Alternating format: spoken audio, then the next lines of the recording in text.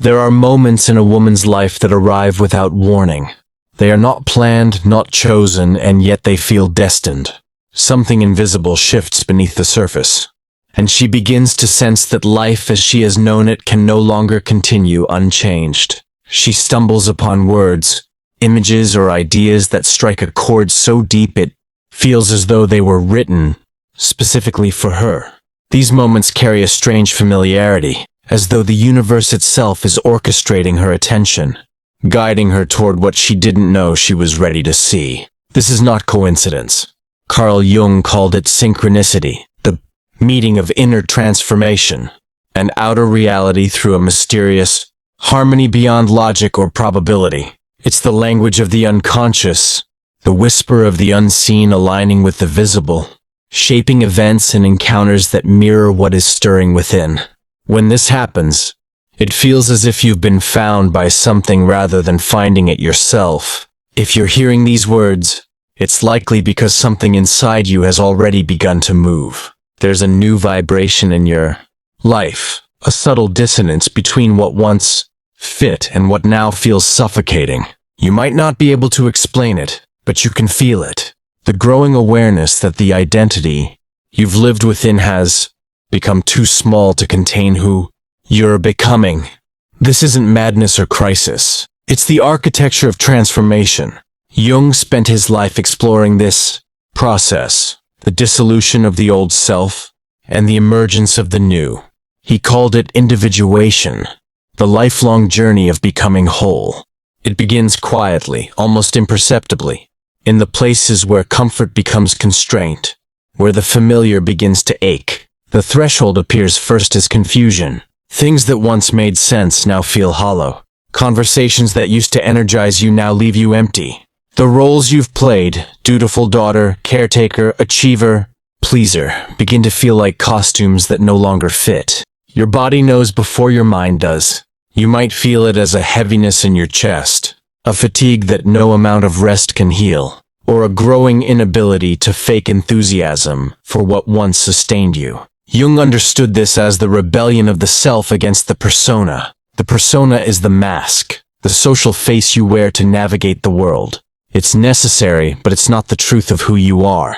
When the inner self begins to press against the walls of that mask, life itself starts to rearrange around you. What no longer aligns begins to crumble. The relationships built on false versions of you start to feel brittle. The work that once gave you pride begins to feel like performance. The world, once a stage for your roles, becomes a mirror reflecting your discontent. For women, this shift often coincides with what seems like an invisible initiation. It isn't marked by age or circumstance, but by readiness. Some cross this threshold at 35, others at 55. The psyche has its own timing, and it moves according to internal pressure, not external schedules. The unconscious accumulates unlived life, unspoken truth, unacknowledged desires, until the weight of what has been denied becomes too great. And then the container cracks. That cracking feels like loss, but it's actually liberation. The false self must die before the true one can breathe. Jung called this the symbolic death, a necessary disintegration that precedes rebirth. You may notice yourself withdrawing, no longer drawn to the social gatherings that once defined you. Solitude begins to call you. Silence feels less like loneliness and more like oxygen. This withdrawal is not regression. It's preparation. The psyche is pulling you inward, into the incubation chamber of transformation. It's a psychological womb, a desert where all that is false burns away. The silence is not emptiness, it's gestation. At first, this can feel unbearable. You might wonder what's wrong with you. You might even fear you're falling apart. But the truth is, you're falling through layers of identity, through the scaffolding of who you were taught to be. The woman you were is dissolving so that the woman you are can emerge. And though it feels deeply personal, this is also archetypal. It's a pattern as ancient as human consciousness. Every woman who has ever awakened has walked through this fire. Jung called these archetypal transformations the activation of timeless psychic blueprints that exist in the collective unconscious. These archetypes are not stories you read about. They are forces that move through you. The shift from one archetypal phase to another is profound. The maiden seeks approval and belonging. Her power is potential, not yet embodied. She looks outward for reflection, measuring her worth through the eyes of others. But there comes a time when that external mirror shatters. The need for validation begins to die, and something older and deeper stirs.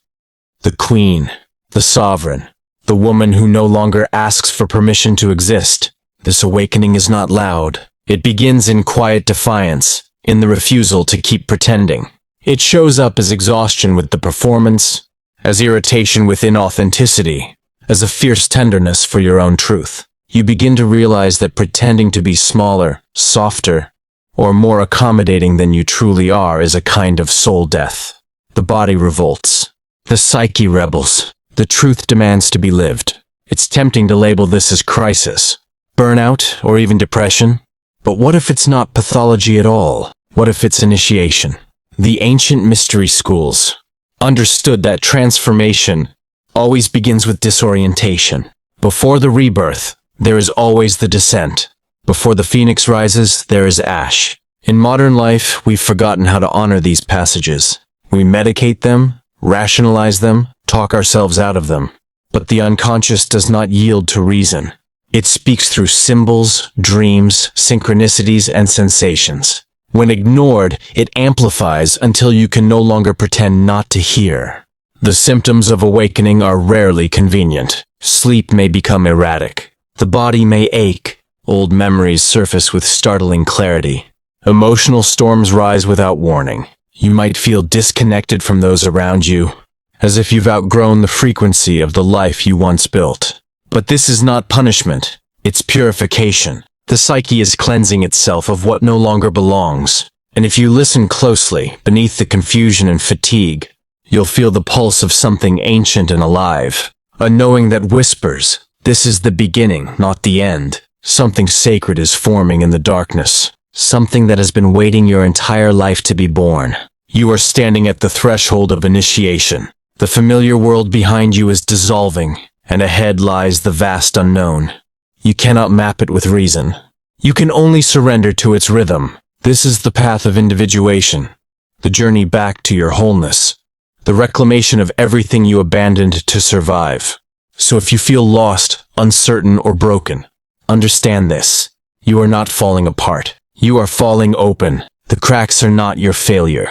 They are the openings through which your true self begins to rise. The woman you are becoming has always been waiting, buried beneath layers of adaptation and expectation. And now, finally, she's ready to breathe. There comes a point when the silence surrounding your transformation deepens. The outer noise of the world grows distant, and even your own thoughts begin to lose their grip. You sense that something immense is shifting. Within you, something that can't be named, only felt. The old life feels like a dream you're slowly waking from, and yet you find yourself unsure of how to live outside of it. The habits, routines, and relationships that once held you together no longer make sense. But the new form of your life hasn't yet appeared. This is the liminal space, the threshold between identities. Jung described it as the psychic portal where dissolution gives birth to renewal. It is a passage that demands surrender. The personality structures that once defined you are disintegrating, and though part of you longs to cling to what's familiar, another part knows that returning would be impossible. The very ground that supported your old identity has vanished. You are standing on the raw edge of becoming. In this stage, your body remains the most honest guide. It will tell you truths your mind cannot yet speak. You may feel an ache behind your ribs, a sudden tightness in your throat. When you try to fit into conversations that no longer resonate, you may sense an invisible weight lifting or pressing down, depending on how close you are to your truth. The body, Jung knew, carries the wisdom of the unconscious. When the conscious mind resists change, the body becomes the voice of the soul. Listen to it. When exhaustion arrives, it's not always a signal to push harder. It's often the body's way of saying, we can't live this lie anymore. The fatigue that cannot be cured by sleep, the dull ache in your bones, the emotional heaviness that rises for no reason, these are not signs of weakness. They are signs of awakening. The physical form is rejecting what no longer serves the psyche. As this process deepens, sensitivity increases. You may begin to perceive things others overlook. Dishonesty becomes unbearable. Empty talk drains you. The energy of a room can feel tangible, heavy, or sharp. You sense undercurrents of emotion before anyone speaks. This heightened perception isn't a flaw. It's the emergence of intuition, the intuitive function. Jung identified as one of the psyche's essential pathways to truth. You're beginning to see through appearances. You no longer mistake performance for authenticity. You can feel the vibration of words, not just their meaning. This new discernment can feel like both gift and curse. It isolates you at first, because most of the world still operates in pretense. In the shallow language of personas, you find yourself craving depth, craving truth, craving silence. You might feel as if you've stepped out of the collective current. People around you still swim easily in it, still gossiping, performing, pretending, and you wonder why you can no longer join them. But the truth is, you've been invited to a different rhythm. Your life is slowing down so you can hear the deeper pulse beneath it all. For women, this phase often activates ancient archetypal energies. The psyche moves from the maiden to the queen, from dependence to sovereignty, from seeking reflection to embodying radiance. The queen archetype does not wait to be chosen. She is not defined by how others perceive her. Her authority arises from within, grounded in the knowledge of her own worth. This shift is not about age, it's about consciousness. The maiden seeks her identity through the eyes of others. The queen carries her identity in her bones. The maiden looks outward for approval. The queen listens inward for truth. The maiden dreams of love. The queen embodies love itself. The transition between these states feels like destruction, because the foundations of the maiden's world, approval, validation, and external definition must crumble for the queen to emerge. During this period, solitude becomes your teacher. True transformation happens in quiet spaces away from the gaze of others. The most powerful phase of feminine evolution unfolds unseen. There are no witnesses when the inner coronation takes place. No applause accompanies the moment you stop asking permission to exist. At first, this solitude can feel brutal. You may grieve friendships that dissolve without explanation. You may feel misunderstood by those who once knew you best. But solitude is not punishment, it's initiation. The psyche is drawing you into its inner temple, away from distraction, so that you can meet yourself without mediation. You are learning to live without mirrors. You are learning to be your own reflection. As you walk deeper into this process, you may feel pulled toward ancestral echoes. Jung called this connection the collective unconscious, a shared reservoir of human experience. You might dream of women you've never met, sense the presence of those who lived before you. Their stories rise through you because you are continuing their work. Every woman who chooses authenticity heals not only herself, but her lineage. The emotional pain you feel, the unexplainable sadness, the grief that seems older than your own life, often belongs partly to those who came before you. Generations of women who silenced their voices, suppressed their rage, or buried their desires left psychic imprints that now surface through you for resolution. When you choose to speak truth, to feel fully, to refuse diminishment, you are breaking ancient chains. The healing moves backward and forward through time. This is transgenerational alchemy, the transformation of inherited pain into living wisdom. You are not just liberating yourself. You are redeeming your lineage. The work you do in your inner world reverberates through the collective field. It changes the future and rewrites the past. But this work requires that you face your shadow. Jung described the shadow as the sum of all qualities we have rejected, denied, or disowned. For women, the shadow often contains precisely the traits that would make them powerful: assertiveness, anger, independence, unapologetic desire, ambition without guilt, and the ability to say no without justification. These qualities were exiled because they threatened social approval. They were labeled unfeminine, dangerous, selfish. But the truth is, they are sacred aspects of wholeness. The woman who reclaims her shadow becomes radiant not because she has eradicated darkness, but because she has integrated it. She becomes whole, capable of both tenderness and ferocity, compassion and boundaries, stillness and fire. When you bring these rejected aspects into consciousness, the world around you begins to shift. People who thrived on your compliance may react with discomfort. Those who relied on your silence may pull away. Your newfound wholeness threatens systems built on your fragmentation. But this is not a sign to shrink. It's confirmation that your transformation is real. To embody truth is to disturb illusion. Your authenticity becomes a mirror that reflects the falseness in others, and many will not be ready to see it. But you must remain faithful to the deeper movement within you. Every time you choose authenticity over approval, you strengthen the bridge between your ego and your soul. As this integration unfolds, something subtle but profound changes in how you relate to the world. You begin to notice that external validation, especially from men or authority figures, no longer holds the same power it once did. Jung referred to this as the dissolution of the father complex, the internalized voice of patriarchal approval and judgment. When this voice quiets, an extraordinary freedom emerges.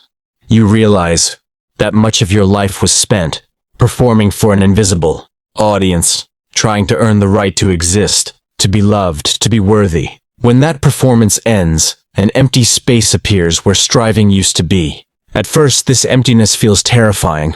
Who are you if not the person constantly seeking approval? But within that emptiness lies the seed of sovereignty. The woman you are becoming does not need validation to know her worth. Her compass is internal. Her approval comes from the truth she feels in her own body. She no longer shapes herself to please. She shapes herself to be. In the stillness that follows the breaking, a quiet authority begins to rise, a knowing that doesn't need to prove itself. You begin to realize that your very being, unperformed and unfiltered, is powerful beyond measure. This is the first breath of true sovereignty. As sovereignty takes root within you, life begins to mirror your inner alignment in unexpected ways. Opportunities that once required struggle start appearing effortlessly. People who vibrate with your new frequency cross your path at the perfect time, not as accidents but as reflections of your coherence. Jung called this synchronicity, the mysterious orchestration of meaningful coincidences that bridge the inner and outer worlds. When you are aligned with your authentic self, existence itself responds. The external begins to rearrange around the internal. This is not superstition, nor is it a trick of magical thinking. It is the natural physics of consciousness. When your thoughts, emotions, and actions are in harmony, they emit a clear signal. The universe echoes that signal back to you through events, encounters, and revelations. What once seemed like chance now feels like choreography. The people who appear in your life carry messages, mirrors, and confirmations. You begin to trust the flow, to feel guided not by logic but by resonance. As this coherence strengthens, your relationship with power transforms. The energy that once expressed itself as anxiety or need begins to move upward, circulating as creative fire. Jung studied this phenomenon through the lens of alchemy and Eastern philosophy, recognizing that sexual energy and spiritual energy are not separate forces but expressions of the same life current. For women entering their full power, this current reawakens not as performance or seduction, but as the raw essence of creation itself. It is not about attracting. It is about radiating. True erotic energy is not about pleasing others. It is about embodying life so fully that everything you touch becomes charged with vitality. When this energy is reclaimed, your presence changes. People may not know why they feel drawn to you, but they do. It's not because of what you do, but because of what you are. You no longer seek magnetism. It flows through you naturally. Your creativity expands. Your intuition deepens. You find yourself guided by impulses that lead to unexpected beauty. This is the sacred marriage of the feminine and the divine within you, the union of body and spirit, instinct and intellect, earth and sky. Yet this phase brings its own test, the test of solitude. The closer you move to wholeness, the fewer companions will understand your path. Jung wrote that individuation is inherently lonely because it requires stepping beyond collective norms. You are no longer living according to inherited scripts, and that autonomy can unsettle those who prefer conformity. In this solitude, the ego is tempted to regress. You may feel the pull to return to the familiar, to shrink back into the comfort of validation, to rejoin the dance of pleasing and performing. People from your past may reappear, echoing old patterns, offering safety in exchange for smallness. But this is the final trial. The universe asks, will you stay faithful to what you have discovered? Or will you betray yourself for belonging? It takes courage to choose truth over comfort, to remain centered when others do not understand your evolution. But every time you choose to stand alone rather than compromise your authenticity, the roots of your sovereignty deepen.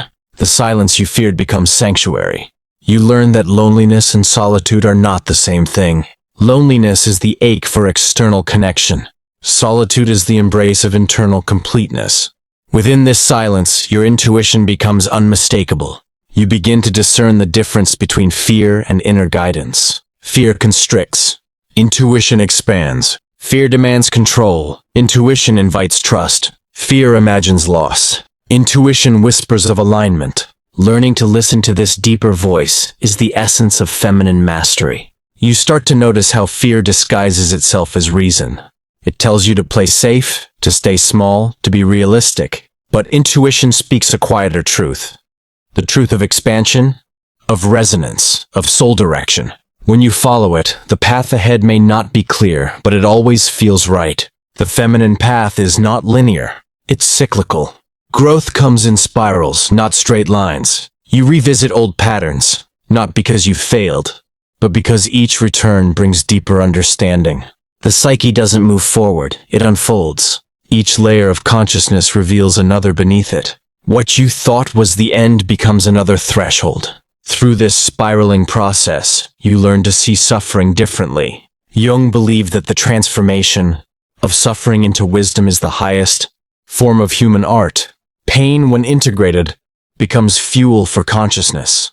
The events that once wounded you now become doorways to awareness.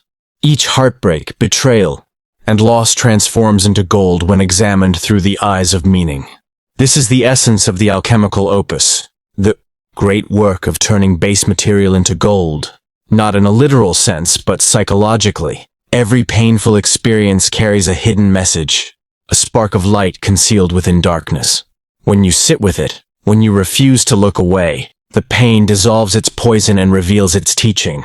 Women who undergo this inner alchemy emerge with a kind of depth that cannot be faked. Their beauty is not decorative. It's gravitational. It draws from the underworld. They have descended into their own darkness and returned with treasure. They've turned their pain into insight, their silence into language, their wounds into wisdom. This is why such women radiate authenticity. They no longer pretend. They no longer strive to be palatable. They embody contradiction, the softness of compassion and the sharpness of discernment, the capacity for vulnerability and the strength of boundaries. They are not perfect. They are real, and realness carries its own authority. You begin to sense that power doesn't come from dominance or control, but from alignment. The truest form of power is quiet. It doesn't need to announce itself. It simply is. The more you integrate, the less you need to prove. You start to see that strength isn't loud or forceful, it's presence. From this place, even your relationships transform. You no longer seek connection from a place of emptiness. You don't need anyone to complete you because you are already whole. This shifts the energy entirely. Love becomes a meeting of equals rather than an exchange of need. Intimacy becomes a communion rather than a transaction. And yet, this new form of connection demands vulnerability of the highest order. It requires you to stay open without losing yourself, to give without performing, to love without dependency. This balance between openness and sovereignty is the hallmark of the integrated feminine. You begin to understand that true intimacy doesn't dissolve boundaries. It honors them. Love is not merging but mirroring, not possession but recognition. The other becomes not your source, but your reflection. They are the universe showing you another face of your own wholeness. As your consciousness expands, your compassion deepens, not the self-sacrificing kind, but a fierce compassion rooted in clarity. You see that everyone is operating from their level of awareness, and you stop taking things personally. You stop trying to fix others. You let people be who they are, understanding that every soul is on its own journey of awakening. This is liberation. You are no longer entangled in the dramas of projection and validation. You stand as witness, grounded in your own being. Your life becomes less about proving and more about presence. You live not for recognition, but for resonance. And when you reach this level of integration, life becomes a dialogue with the divine. Every encounter, every challenge, every silence becomes part of the conversation. You realize that the universe was never testing you. It was shaping you. Every heartbreak was an initiation. Every ending was preparation. Every loss was clearing space for truth. The woman who emerges from this process is not a new version of you. She is the real you. The one who was buried beneath conditioning, fear, and expectation. She doesn't chase. She doesn't perform. She simply is.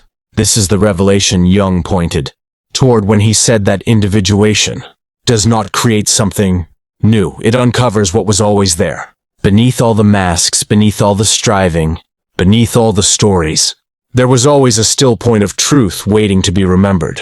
That remembering is awakening. It's the moment you realize that you were never incomplete, never broken, never lacking. You were simply asleep to your own wholeness. When you reach the quiet center of your own becoming, a stillness begins to take root, an unshakable peace that no circumstance can disturb. This peace isn't the absence of challenges or emotions. It's the awareness beneath them. It's the ground of being that remains untouched, while the surface of life moves in its endless rhythms. Jung described this as contact with the self, the true organizing principle of the psyche, the inner axis around which everything else revolves. From this place, you understand that awakening isn't about achieving perfection. It's about remembering wholeness. You see that the woman you've been striving to become was never somewhere ahead of you. She was always here, waiting patiently beneath the rubble of roles, expectations, and self-doubt. The path wasn't about becoming someone new. It was about uncovering what had been buried. As this realization dawns, life becomes simpler. You no longer chase meaning. You embody it. You don't seek signs from the universe. You recognize that you are the sign. Every breath, every thought, every choice becomes an expression of alignment. You no longer need to prove your worth, because worth is no longer a question. The paradox of awakening is that everything changes, and yet nothing does. You still live in the same world, with its demands and imperfections, but you move through it differently. There's a spaciousness inside you. Now, a clarity that allows you to meet each moment with grace. Pain still comes, but it no longer defines you. Joy arrives, but it doesn't possess you. You witness both with the same quiet reverence. This is the essence of sovereignty, the realization that no external condition can create or destroy your peace. You belong fully to yourself, and from that belonging, your life begins to radiate differently. You no longer seek validation from others, yet paradoxically, you become a source of validation for those still searching for themselves. Without effort, you begin to affect others. Your very presence becomes catalytic. Jung understood this as the field effect of consciousness, the way an integrated individual unconsciously influences the psychic atmosphere around them. People may not know why they feel lighter in your company, only that something in them begins to open. You embody permission without needing to speak it, but this influence is not always comfortable for others. Authenticity is disruptive. When you stop performing, you mirror back the ways others are still pretending.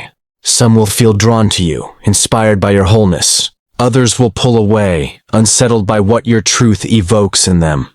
It's important to remember that this reaction has little to do with you. It's the natural friction between awakening and avoidance, between integration and illusion.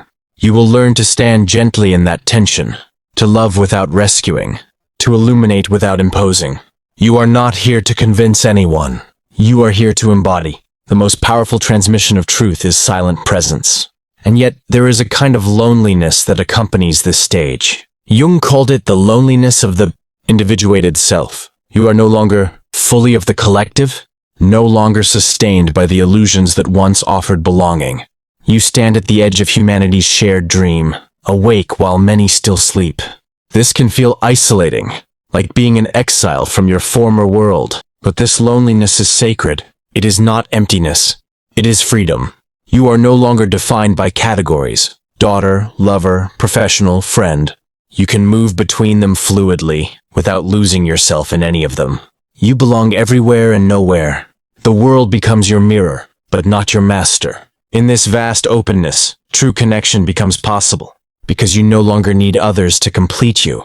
You can finally meet them as equals, soul to soul, without masks, without performance. Relationships transform from contracts of dependency into sacred exchanges of presence. You give not to be loved, but because love flows naturally through you. You receive not from lack, but from gratitude. This is the paradoxical gift of standing alone. It makes genuine connection possible. When you no longer seek to extract from others what you already possess within, every encounter becomes a celebration rather than a transaction. You can love without clinging, walk away without bitterness, and forgive without losing discernment. Your creativity, too, begins to flourish in this space of wholeness. The energy that once leaked through self-doubt or repression now flows into expression. Words, art, music, ideas, whatever form your soul chooses, emerge not as ambition but as offering. The purpose is no longer achievement. It is transmission. You create because creation is your nature. And as you move through the world this way, you realize something profound. The work was never just about you. Every step you've taken toward authenticity has rippled outward into the collective field of feminine consciousness. Jung believed that the psyche is not isolated, it is interconnected. Each individual awakening contributes to the evolution of the whole. When one woman frees herself from the need to please, she weakens the collective spell of submission. When one woman embraces her shadow, she makes it safer for others to face theirs. When one woman lives her truth, she becomes a living archetype of possibility. You may never meet the women your transformation touches, but the impact travels through unseen networks of resonance. You become part of a silent lineage of awakening, a chain of remembrance, stretching backward to your ancestors and forward to generations yet unborn. This is how the healing becomes collective. The energy of wholeness is contagious. Each act of self-trust becomes a signal to the unconscious of humanity, saying, "It is safe to awaken. It is safe to be whole." And yet, wholeness comes with responsibility. Once you've touched this level of awareness, you can't unknow it. You can't return to the old ways of sleepwalking through life. Consciousness demands integrity. You must live what you know, not perfectly, but honestly. The universe no longer allows self-betrayal to go unnoticed. It responds immediately to your vibration. The cost of pretending becomes too high. You begin to see that every choice either aligns you with truth or pulls you back into illusion. There is no punishment, only reflection. Life becomes a mirror that never lies. When you stray from authenticity, discomfort appears instantly, not as judgment, but as guidance, nudging you back toward coherence.